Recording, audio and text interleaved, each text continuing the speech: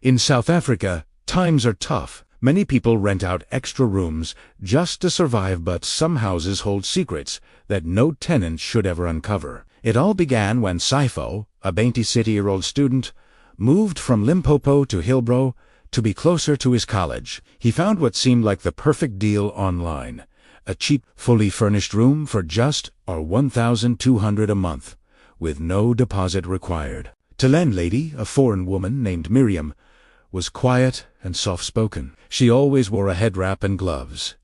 Even in the blistering Johannesburg heat, she gave Sipho only one rule: never open the locked door at the end of the passage.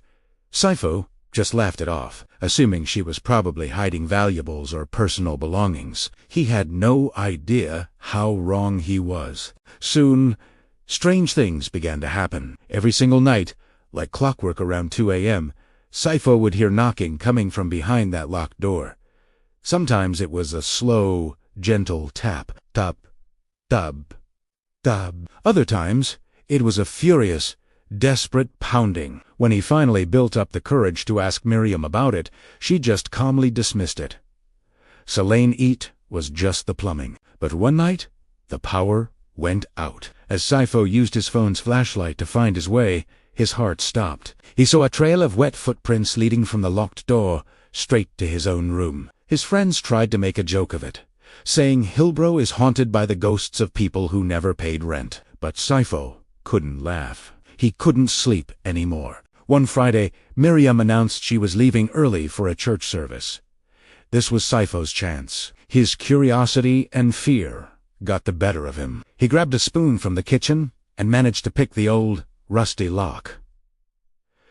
The door creaked open. Inside, the room was sparse. There was a single bed, some children's clothes neatly hung on the wall, and a plastic basin filled with dark, murky water. He stepped closer to the basin, peering into its depths. Suddenly, he saw a human face staring back at him from under the water, its eyes wide open in terror. He screamed and stumbled backward, tripping and falling against the doorframe. When he looked again, the basin was empty.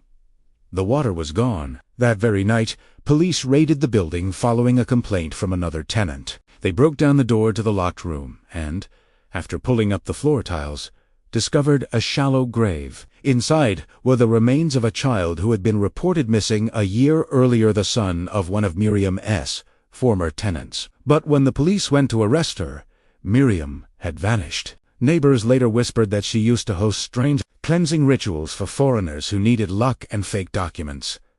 To this day, no one knows her real name, and some tenants claim that the room, even with its door sealed shut, still smells faintly of salt water and incense. Sometimes, cheap rent comes with a heavy price. In cities like Johannesburg, you never truly know who you're living next to, or what spirits they've brought with them. If you enjoyed this story, subscribe for more true South African horror. Remember to trust your instincts, and never ignore the sounds you hear in the dead of night.